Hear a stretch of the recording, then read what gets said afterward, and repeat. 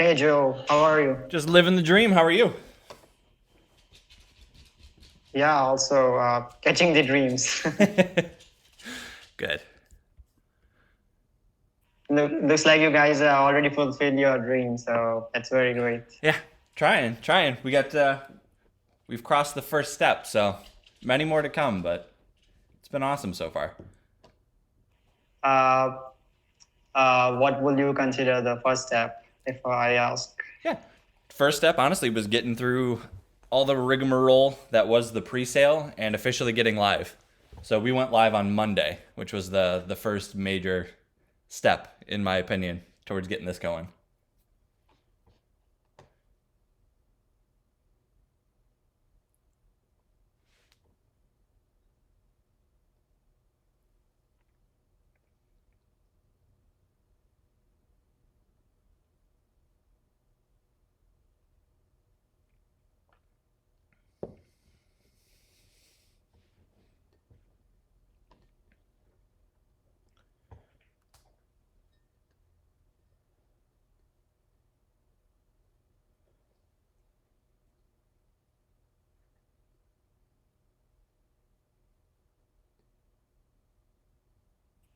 Hello?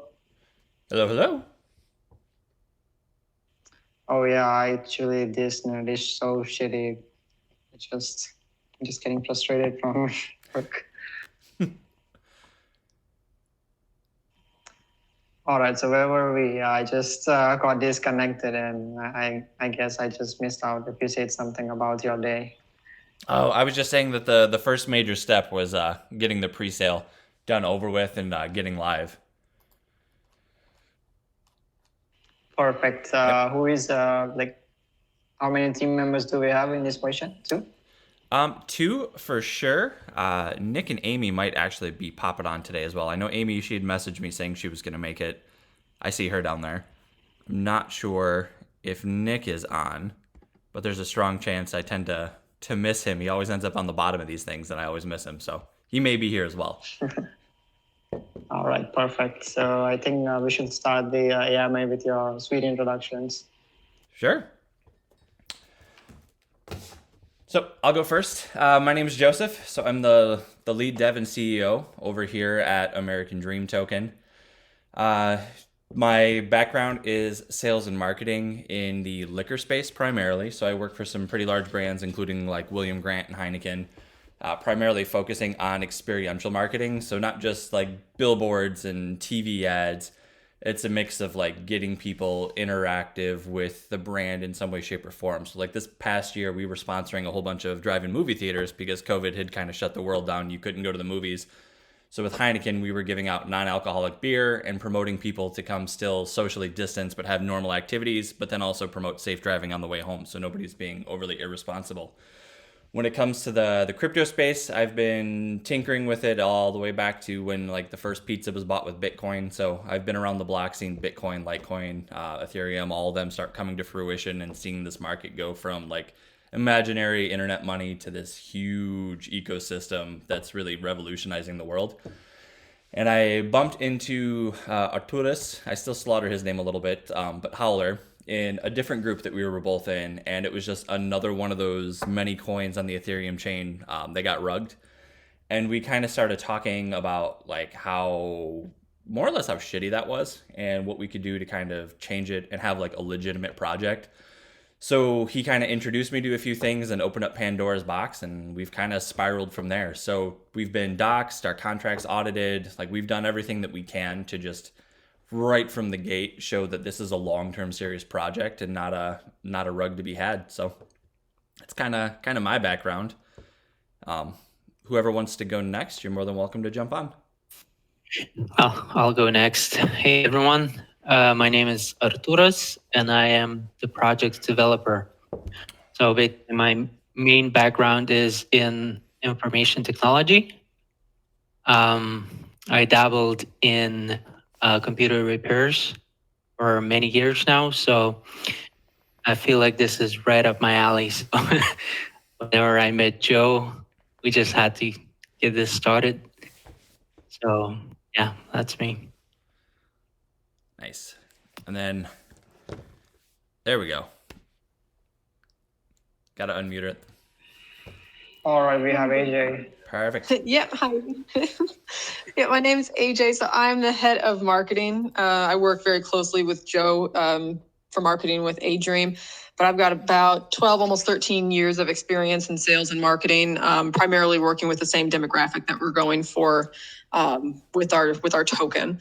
So I am relatively new into crypto in comparison to Joe and Arturius, but like I said, we're just transitioning with the interactive marketing from the demographics right over to the crypto world, and it's been working pretty well so far.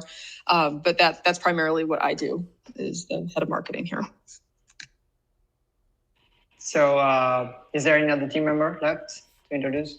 I don't see Nick on the call, but Nick, if you're there, raise your hand. He might be busy at work. It's a little early in the day for him right now.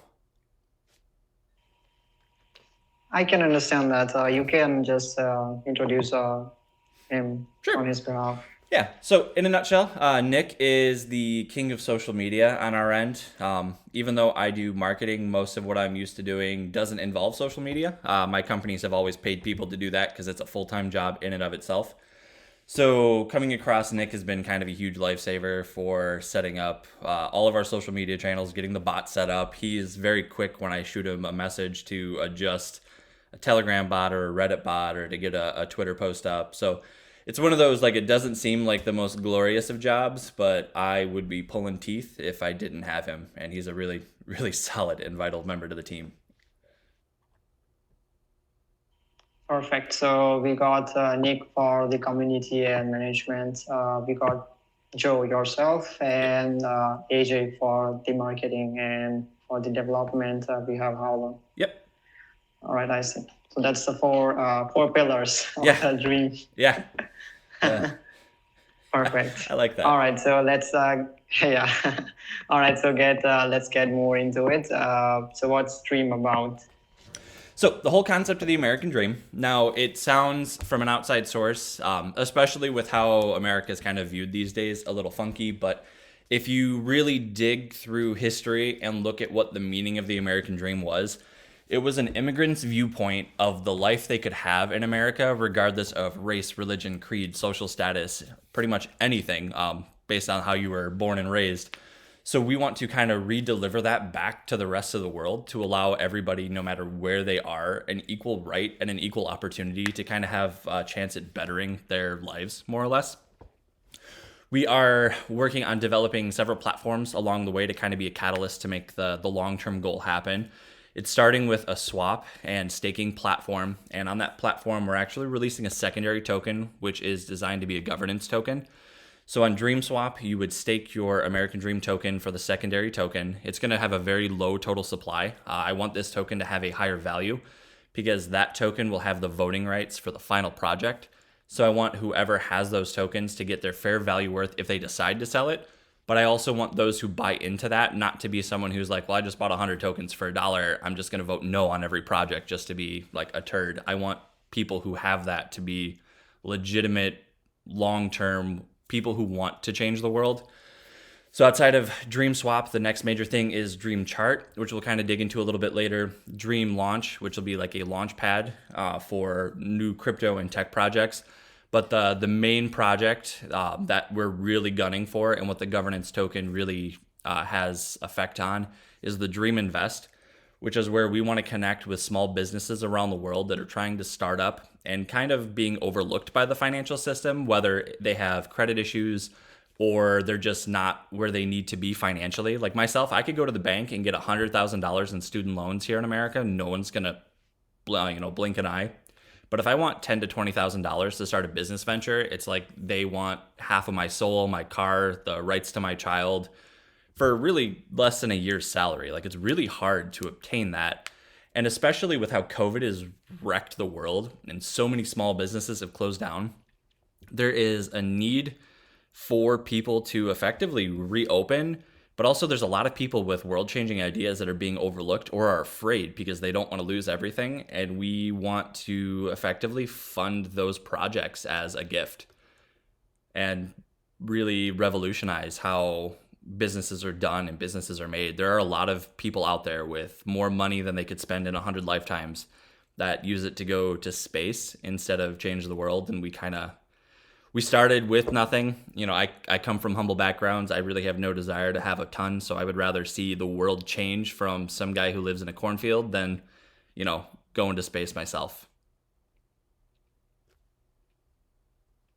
That's a really impressive motive to start such a project. A lot of money has been wasted in many ways. First of all, when we want to go to the space, we need to make sure the base is really nice. So first of all, we need to make sure that everyone lives properly on this planet at least. So exactly. Well, exactly. Yeah, that's the thing. It feels like here people a lot of people are suffering and they are not. So first of all, we need to make sure that's not the thing. Exactly. All right, so you mentioned that there will be less supply, but do you think supply really matters when we talk about tokenomics? It does for that secondary token. So because it's not meant to be a reflectionary, or it's meant to just be a standardized token, and supply does matter, because if 1 trillion people each have one token, and then you have to convince 1 trillion people to vote yes or no on a project, it's one of those, you don't know where everyone's viewpoints align. And it also allows people who haven't really been believing in this project from the start a chance to really just kind of jump in, get a piece of the pie, and not really know what they're doing. So having the low total supply for the style of tokenomics that we're going for with that secondary token does, in my opinion, kind of matter a little bit. It's meant to be long-term ADREAM holders.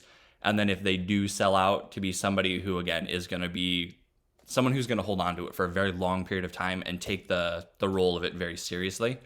While like the standard American Dream token, the one that we've released, that one has that, you know, we started with 100 trillion supply. It's a reflectionary token. There's a lot going on there. That's meant for your average everyday investor to kind of better their lives. The secondary token is those who are using our token to not only better their lives, see the vision of our project, and want to be a part of it for the long term. I see. So is this your first project, right? As I can see. Yes. So the project we have right now, American Dream token, is our first major one. And then that secondary token is going to roll out when we drop the swap and stake platform. Perfect. Just wanted to mention that supply thing. As I can see that you guys came from the traditional marketing. So just want to implement that. I'll want to attach that with the crypto. But I think it's my opinion that the token supply is just some sort of marketing, because if we show that there are bazillions of tokens, people will think that they are getting more. But in the end, it's just how much percentage of the supply they are holding. You can even take that in decimals, like only 1 million tokens if possible. But that supply is just one sort of marketing. It's my opinion. So that's what I think. You're not wrong, because that's why, like American Dream token, we started off with 100 trillion. And then once we figured out where everything needed to be, we burned a certain amount. But that's why, like, you see somebody who comes out with 100 quadrillion or 1 quadrillion, and we burned 50% from the start. It really is a big, like, marketing ploy. And it's starting to get kind of overplayed too in the sphere, or also like the guys who, like, I sent 50% of our token supply to VB, and now, you know, the project is in his hands. Like, it is a lot of like marketing schemes. So for the secondary token, like it's not really meant to be a marketing scheme. We'll push it, but the secondary token is meant to be more like, if you're in the community, you're gonna know what's going on, versus like, oh, there's this new big marketing push for that crazy token. The token we have now, though, is definitely the one that has the higher supply, and kept it low enough that it didn't look like, oh, we burned this crazy amount to have the supply we could have just minted from the start, to avoid that marketing scheme. But we definitely did burn a decent supply after we figured out where the allocations needed to go for everything. But it didn't happen right from the gate. The burn happened like 3 weeks after we had been around and finalizing tokenomics. How much supply are we talking about again? 1 trillion, right? We started with 100 trillion and we've burned 40%. So trillion. there's 60 trillion. I see. And are there any more burns coming? Big burns? There may be, but it's not in the plans. The remaining tokens that are out are meant to be part of the ecosystem because every utility we have along the way is going to be funded by ADREAM token. So, like with our chart platform, with our launchpad, it's going to be how people are paying to get their projects onto this is with our token. So we want to make sure that the burn is controlled. However, while we're not like a hyperdeflationary token or don't have any more mass burns scheduled, the BSC burn wallet does get the largest portion of the reflections, so it will inherently decrease supply over time. Perfect. As I'm talking with you, I just remember the time when I used to invest earlier in crypto, when there are a lot of tokens with a lot of supply, and it was my dream that if I get these many tokens, sorry. So and what if one token worth $1? Yeah, I totally like I bought into Shill before it was becoming popular, and it was one of those like, oh man, once I cross that 100 million mark, what's gonna happen? Like, ooh, this is so exciting. Yeah, everyone's dream is it. Yeah.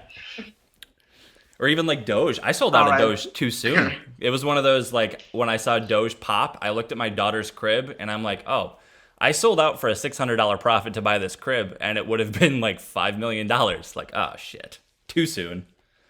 So yeah. Yeah, people are still talking about Shiba Inu that one token will reach $1, and people are just buying in a ton of them. So exactly. When I think a lot of people don't understand what it takes to get that high. Like our token, do I want to see it hit a penny? Hell yes. But the market cap would have to be insane. But people don't really factor in, like, if you shave 3 zeros, so you put, add 3 zeros to your total investment, that's a lot of money really fast, even if we don't hit a penny. Yeah, it's... All right, so there was a pre-sale and private sale, I guess. So yes. How all that went? Can you just give us a short story? What happened so far? So the private sale, we were actually gunning for about 10 BNB to drum up what was needed for marketing towards the pre-sale. And we were coming again off of a community that got rugged. So we built a group of like shattered people, more or less, and started talking to them. And we made it a point to get ourselves doxxed. So that way, as we are talking to these people, they see like if we did the same thing, like they can come after us legally. So we managed to drum up a little over 2.5 times what our actual goal was for marketing. That was used to do a very, very heavy push towards the pre-sale. We did some pretty solid AMAs with Pink Sale, as well as with Cody Coin, and a couple other small ones kind of mixed in there with ARU and Ninja. But those were the two really big ones that having us with the doxing and the audit we were able to get from TechRate really kind of accelerated what we were trying to do. However, our first pre-sale, we had it up for about 48 hours. We fell into, so we trusted the community as much as they trusted us. We did a whitelist application. And on the whitelist application, we had close to 400 people in total that had kind of said that they were going to do 2 BNB. And so we took that at face value. And it didn't happen. So we had really strong momentum in that first hour. I mean, we rocketed to what our secondary hard cap ended up being. So we hit like 160 at one point very quickly. But we left the waitlist open for 24 hours because we are trying to be a really solid community-founded token. And we want to give back to the community as much as they give to us. And they kind of let us down. And I don't want to talk ill of any of them, but it was kind of like a really surprise. Even people in the group chat were like, what's going on with the whitelisters? Like nobody's following through. And I reached out to a few of them, and a few of them were like, oh shit, I didn't realize that was today. I just spent my BNB on this. I can't do it until Monday. And so once we hit public, the momentum had kind of stopped. And instead of letting this die we thought quick on our feet, we shut it down. We reopened at a realistic hard cap. And then we hit that in 20 minutes. So Monday we reopened at a 125 hard cap. That way, when we closed it and went live, we would also have additional funding and people to drive up the volume once we went live on PancakeSwap. And this put a little bit of a damper on how quickly we can roll out the swap, because we were looking at about a $50,000 budget to get it done in January. So it's gonna put that back by a couple of months, probably into Q2. But the whole swap concept is, it's not just another Pancake swap or Uniswap or Shiba swap. We're really taking the time to develop a decentralized exchange that has that centralized exchange feel, because there are, I mean, realistically, like 2 out of 10 people know how to use a decentralized exchange. And then there's 8 out of 10 people who will either have no clue what the hell crypto is, or they're nervous and don't know how to do it properly. So a lot of them stick to centralized exchanges, because I remember the first few times I did a decentralized exchange and I messed up my gas numbers, and all of a sudden my Ethereum was gone and I had no idea what I did, and there's no way to get it back. So we are trying to kind of bridge that gap between the centralized exchange feel and comfort and the decentralized exchange with the user interface, Q&A tutorials. I'll be doing like a video series on it, so that way, like, if you have any question or you're a brand new investor, you can watch a video and just follow it step by step by step. The idea is really that like a 90-year-old grandma who's never used a computer could sit in front of it, figure it out, and actually like set something up for her grandkids. Yeah, that's nice to hear. So why it's American dream? Why it's not Asian dream or African dream? Well, the overall concept. So the American dream, like the concept of the American dream, was an immigrant's view of the life they could have in America. It's the American dream isn't even necessarily like, you know, I was born in America, so I have the American dream. It was, I live in Northern Ireland, or I live in Germany during World War II, and I see the life that's going on in America, and that's what I want, not what I have here. So it was to break down those barriers to allow everybody, no matter where they live, to have the American dream. We take American out of the name for every other project. So like Dream Swap, Dream Chart, Dream Launch, Dream Invest, because we don't want it to have that American connotation. But for the initial launch and the first token, the whole idea was to break down those barriers to allow everybody to have the financial freedom that people view Americans to have the ability to have. We really don't, for the most part. I mean, it's, everybody views us as, you know, a little bit more free, and we are compared to some parts of the world, but it's still a struggle here. But it was definitely an opportunity to kind of just make it a universal dream. Yeah, that makes sense. The word American is used as a relative word, not literal. Yeah. Actually, you just said recently that about the pre-sale, hard cap didn't reach and a lot of traffic was lost in that.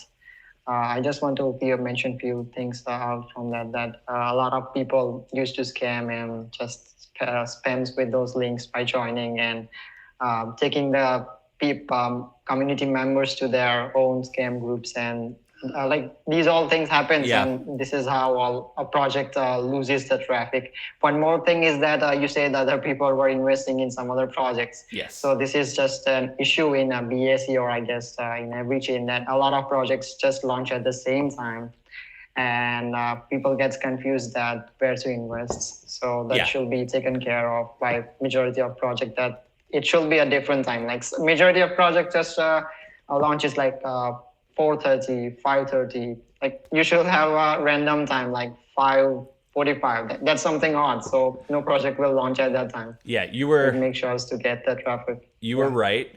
The moment we put the token up on Pink Sale, 6 scam tokens popped up immediately on PancakeSwap.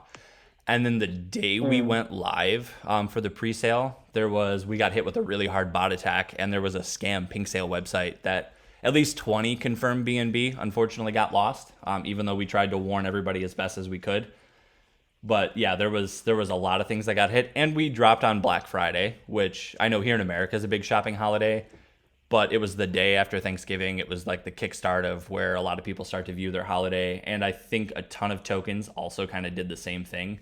And it really kind of backfired on everybody, because I didn't see any of the tokens that I'd been following that dropped the same way we did even come close to hitting their hard cap. It's kind of like you said, we all dropped at the same time. People didn't know where to split their funds and kind of just invested in everything and nobody hit their goal.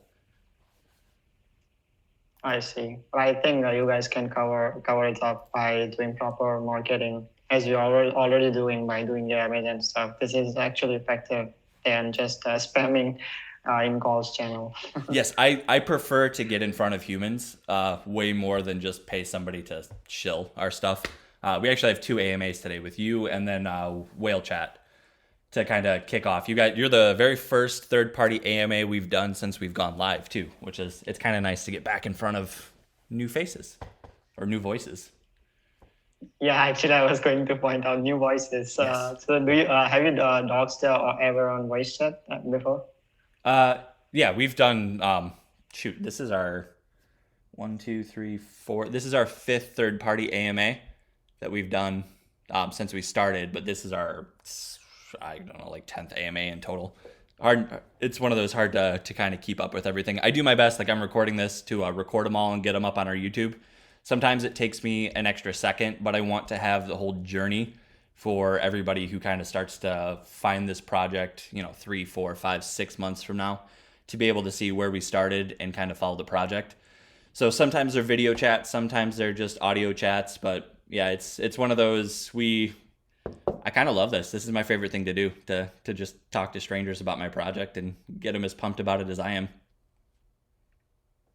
Yeah, actually, I love to talk to strangers about your project. All right, so there is a DEX which will help all of the general people to know how to trade decentralized in a decentralized way, because a lot of people must know that there is other ways as well, because majority of people just do it on centralized exchange, and there are a lot of stuffs which are hard to keep up, or it consumes time. Like even if I just withdraw my funds, just takes they ask OTP, they ask this and they ask that, and like it's just so confusing and so time consuming. So DEXs are if you know how to use DEXs, it will be much more convenient for you. So that's a need for us, or for those people who wants to start such project, to other people, so that they can know how these work. So my question is that you guys must have prepared each and everything, like how these videos will be shown to the community or people, that how this works. So what has been prepared so far for this? Like what material has been prepared? So far with the actual videos for that, I'm waiting until we have our DEX properly launched. That way I can go through the DEX itself and take videos so it's on our decentralized exchange. So as they're watching the videos, the interface looks the same. The step-by-step process is the same. So I haven't done it on like PancakeSwap or Uniswap yet to start bringing those people in. I do intend on doing one ideally this weekend with PancakeSwap, just because that's what we're live on, to just start bringing in new investors that way. So it'll just be a screen share with kind of like a wallet with low funds in case anybody tries to do anything shady. And more or less just do a screen share walkthrough with some voice. But when it comes time for our actual swap itself, it's going to be like a step-by-step video, like how to create a wallet, how to put funds in your wallet. We're going to try and connect a third party right on our swap so that people can buy right on our swap for BSC, like whether it's MoonPay or something along those lines. And then once the funds are in your wallet, have a video showing you how to properly connect. If it doesn't connect, like troubleshooting tutorials, and then how to add custom token. It's going to be like, instead of having a 2-hour long video, I want to have it broke up into like 5-minute videos so no one loses attention, that it's like step 1, step 2, step 3, step 4, step 5. So that way, if you already know how to do a few of the steps, but all of a sudden there's like one that you don't know, you don't have to sit through an hour-long video and try to like follow the timestamps and get to where you need to go. It'll be something like, oh crap, I forgot how to add a custom token. Boom, you watch the custom token video and you're good to go. There are other concepts as well, like bridges, staking, farming. Do you want to teach people how that work as well with your project? 100%, because we do plan on having a lot of those on our platform. And even like myself, it wasn't until this year that I really started learning how to do staking and farming and what like liquidity pools are and all that. Because for the most part, even though I've been in crypto for a while, I've stayed mostly in centralized exchanges just for ease of use. If I want to flip crypto to just buy, sell, and then cash it out relatively quickly. Decentralized exchanges sometimes can be a little trickier and a little harder if you don't know what you're doing. So I'd kind of steered away from it, and then with COVID, just started diving more and more into it because I really liked the idea of the government not really knowing what was going on with my money and how much I was making. And then I started seeing all the very unique tokens on the decentralized exchanges, the reflectionary rewards, all the stuff that you don't get on a centralized exchange, and it was just opened up a whole new world.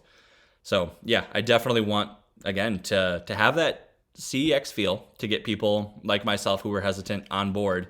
But I want full video tutorials so people understand just how much utility can be had from this.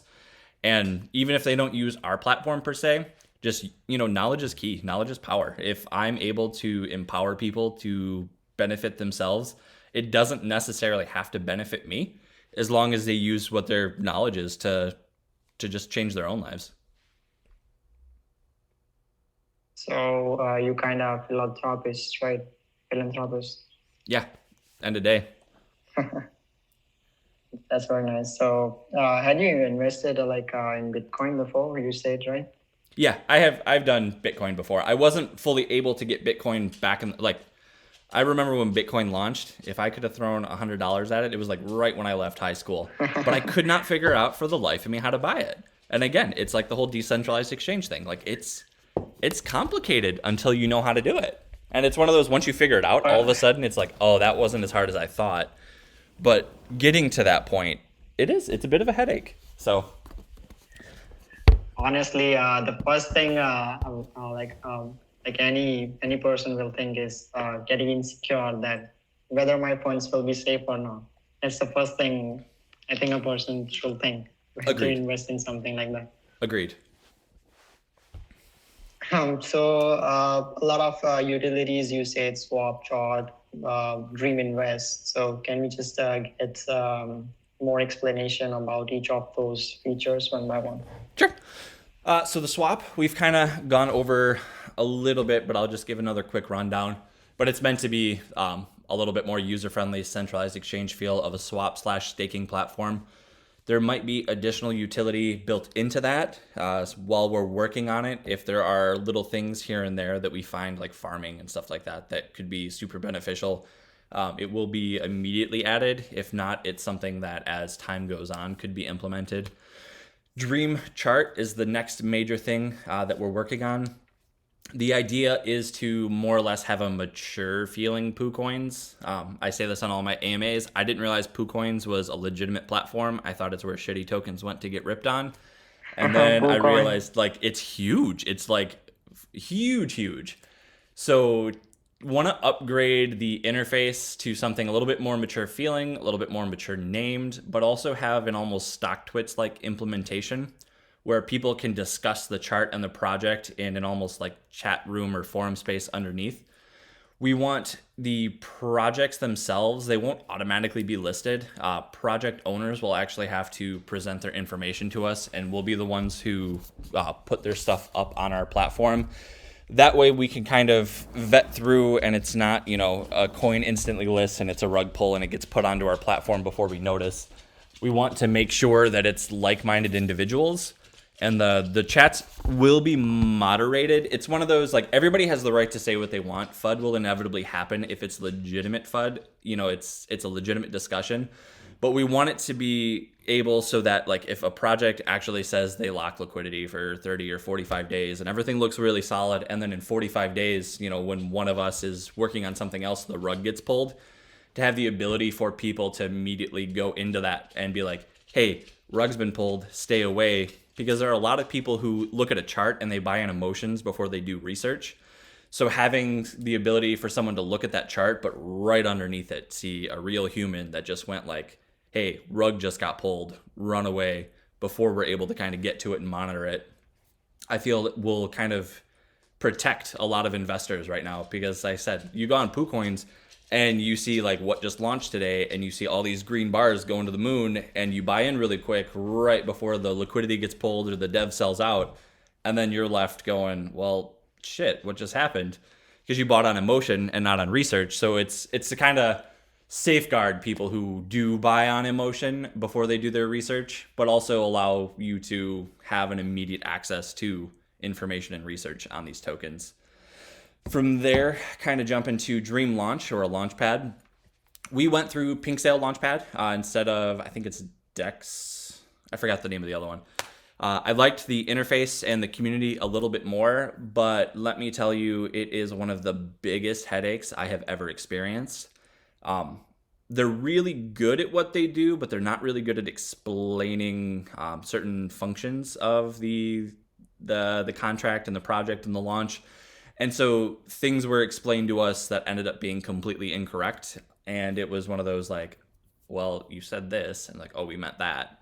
So we want to, again, have a little bit more complexity in the contracts that you can write, but also have a more individualized, and personalized approach. So with like our Launchpad, we really want it to be tokens that are going to be willing to be doxed, tokens that are willing. I mean, the contracts will automatically be audited. That way we're not sending out any contracts that wouldn't pass an audit, but we want it to be something where only legitimate projects are going through our Launchpad. Everything that we can do, we're going to do to avoid having any scam tokens kind of popping up from our power. So we want it to be, want it to be safe, but want it to be user friendly. And we want to kind of be able to answer those questions in gray areas and have, like, they've got a really good tutorial series, but if you watch the videos, even some of their videos give you incorrect information and they haven't gone back and updated it yet. So really trying to avoid any new tech startups from having some of the same hiccups that we had. And then again, the final project is that Dream Invest, where we plan on impacting real world businesses all over the world, whether it's a village in a smaller country that wants to kind of make their village a trade destination for the region. Somebody wants to open a coffee shop. Somebody wants to open a pub, a tree farm. Somebody wants to fund medical research. Maybe they're on the verge of a discovery, but no one wants to take them seriously. Like, those are the people that we want to touch and impact. Well, that was a really nice answer from you. I really liked it. So it's more like giving more to the people from your own platform, how much, whatever you can give. It's more about than information platform. That's why I think you prefer more amount of AMAs rather than just shilling and doing stuff. So you just care about more information to Agreed. The public, so that they can understand. Yeah. Well, we're right on the verge. Crypto's been out for a decade, but we really are on the verge of universal acceptance. I know, like, I think I just saw something about India's potentially shutting down altcoins again. I think China's banned it 100 times just to unban it. Like, the big governments, that's every year. Yeah, they're coming to the realization that there's nothing they can do to stop it. So then we've got countries like El Salvador, I think it's El Salvador, who like turned Bitcoin into their national currency. Like, it's changing, and the world is changing very quickly, and we want to get at the forefront with the knowledge and information before effectively the shitty people do, and then it kind of screws up the world economy. Yeah, by chance, if anyone scams on your platform, I don't think if that's something going to happen. But if something like that happens, so what will you do? What type of actions will you do? So it's going to depend on which platform it is, just based on, so like the Dream chart, realistically, it's not something that we necessarily want these people to be doxed and audited for, because that will shut down a lot of projects. But with like our Dream launch, 100%, just like any other KYC and audit, we will have that information out for people to take action.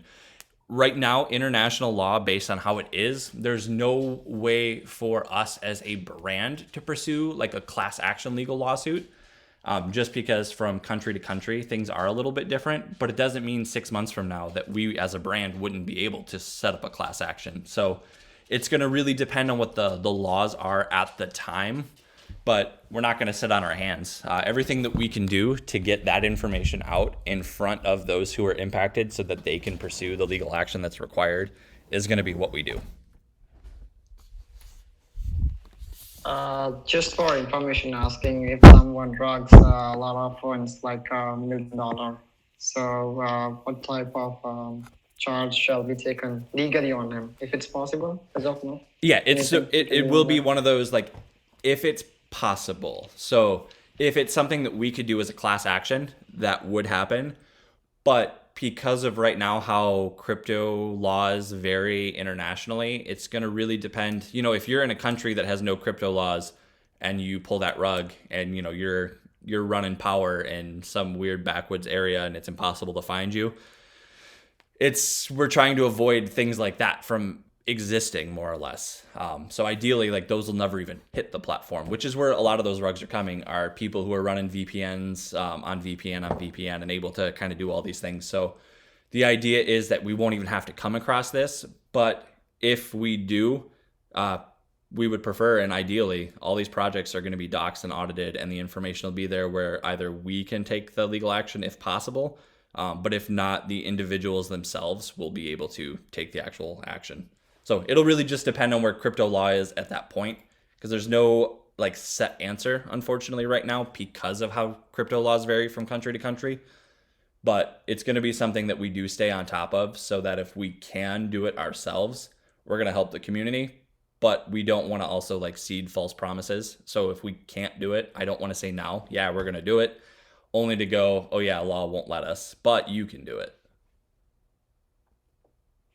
Actually, many people still think that crypto is illegal, but trading is something you can do, because it's just people trading with each other. So like majority of people thinks that the works they are doing, like the jobs, services they are doing, are legal, and crypto, whatever you're doing in crypto is illegal. So that's what they are doing is white, and this is black. But in the end, actually, the thing is it's gray.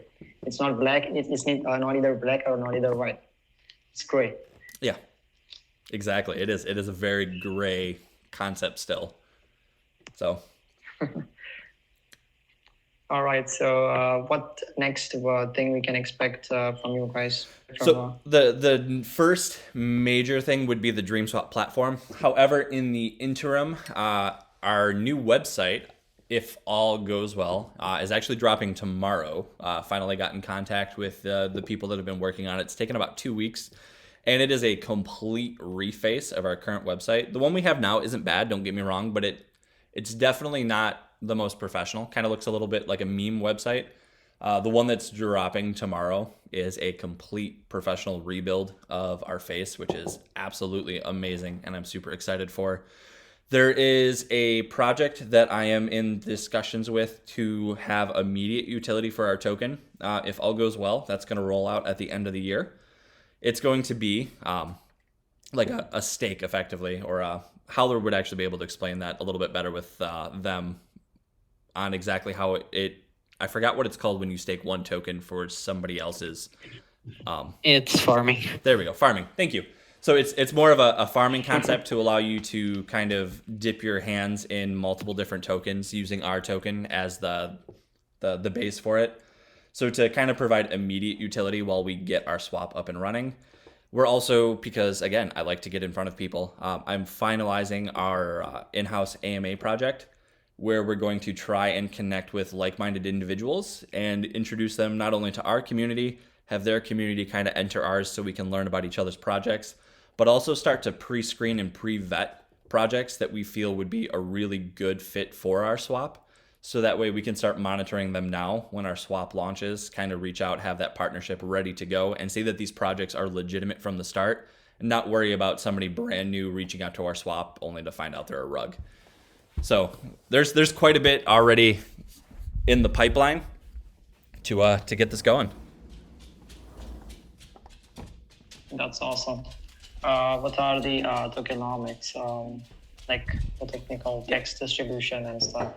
So to break down the distribution off the top of my head, so 40% has been burned, And then 35% is locked away as an ecosystem wallet. Only 1% of that is unlocked a month. And that is so if we have, or when we have the swap and things like that ready, we have the tokens required to have that up and running right away. If we don't use it, that just immediately gets locked. So it does not dilute the total amount in the system. 15% is what went to the pre-sale itself. Then we've got what ended up being 2% for private sale, 2% for airdrop, 5% was the dev wallet split between the four of us, and then 1% is in the marketing wallet itself to not only get reflections, but with the way the taxes work, it's a 14% buy and sell. So they also get a 1% of that 14% goes right to marketing. Right now, it was going to be 2% was salary and 3% was liquidity, but until we get this up and running, we're actually making it a full 5% liquidity just to have that nest egg ready to go, just to get our volume up and going. We kind of feel like that's going to be the best route to get this really kick-started and strong. And then 8% is reflections back to the community. The burn wallet does get the largest portion of those reflections. So like I said, we're not a hyper deflationary, but I have it set up that way. So on the off chance we ever had to stop burning, we could effectively block the wallet from getting rewards. But we can't mint more tokens either. So it's kind of what's burned is burned. So we wanted to kind of have control over that. But yeah, the big thing is 8% reflections that are hitting everybody. And I know the people who bought this week right after the pre-sale have really benefited from that greatly, because we had the inevitable pre-sale pump, and then you had the people that kind of let it go, like Pink Sale sold off their shares, things like that. So we're now at the floor for upward growth with no whales, which is a huge deal. That's awesome. So a lot of people who are right from the beginning, from the pre-sale up to now, must are having fat bags of your tokens and the reflections as well. Exactly. So it's fat bags, but there's no whales per se. Nobody has more tokens than the devs. The only person that had an equivalent token to the devs was Pink Sale. And as they've sold off their shares, it's literally just open to the community. So what you see are people in your community, more or less, and no like big third party just kind of waiting to pull, which has been, it's super nice to see that now we no longer have to worry about them. Do you think you will need more amount of people in the team to handle a lot of things which are going to come in the ecosystem? Oh, 1,000%. As each one of these projects launches, it's going to need its own team per se. What you see right now is kind of the core team that will eventually have its own sub teams, more or less. Nick is phenomenal with social media, but we're going to hit a certain point where when you're managing Dream Swap, Dream Chart, Dream Launch, Dream Invest, like he can't do it all. So he will have a team. AJ's awesome at marketing, but as each of these come out, like she's going to need a small team. Arturas he's way better with the technical stuff than I know. So as these projects are coming out, like he's going to be shadowing and assisting in the creation of these projects with a small team of his own, just to make sure that this is all done on time and effectively. Well, I kind of just have my fingers in all of it. The big thing that I'm good at is definitely speaking in front of people. They all have their skills that I definitely lack. So we all kind of fit together as perfect little pieces of the puzzle. But we know the team will grow. Yeah, as I said, 4 pillars of the team. Yeah. I like the way you call that too. Might have to change the 4 pillars of the dream team. It's got a ring to it. I actually like that too. Yeah. Yeah. All right. So I think I have covered the questions I had. So if there are anything which is still left to be discussed, so please make sure to go ahead and say it. Well, yeah, actually, if there's any questions from the community, if ever there's a time to fire away. I actually collected questions from them and appended it. Yeah. Fair enough. Even better. Well, then I guess really all I've got left to say is just thank you guys. You're the first third-party AMA that we've had since we launched, and I've been watching the chart the whole time I've been talking to you guys too, and it's looking good. I mean, we've almost caught back up to where the pink sell off was, and this is just from a 30-person AMA. Like you guys are amazing. I appreciate you taking the time to talk with us and listen to us. And I say this in all of my AMAs to the best of my ability, but I am super busy, but I haven't gotten too busy to talk to everybody yet. So by all means, if you ever have questions, you ever have concerns, if you post something in the group and you feel like it's not answered, it might take me a hot second, but I do my absolute best to get back to every single person who DMs me, and my chat is always open. So never hesitate to reach out if you have questions, concerns, ideas, anything you want to discuss, just reach out. I'm pretty open. That's super awesome. So if you guys still have any questions and are shy to ask, like you guys asked me in DMs, if you still have any questions, just to go to their community and just ask them. They'll be always available for your questions. And yes, just want to appreciate all the team for being here and being so nice and replying each and every questions which was being asked. So yeah, thanks once more for sticking around and being so nice. Yeah, I appreciate you guys having us. It was definitely a nice, laid back, serious. Didn't feel like I was getting drilled too hard. So you have a really solid community. I appreciate you guys. Yeah, I appreciate that as well. I actually enjoyed the AMA, and I wish your all dreams come true. I think you guys are already on your dreams, so I think you should make sure that everyone else's dreams come true. That's the plan. So hopefully yours do too. If ever there's anything we can do to help, you know who to reach out to. Sure then. Have a really nice day and peace out. You do the same. Thank you guys for having us. See ya. See ya. Bye-bye.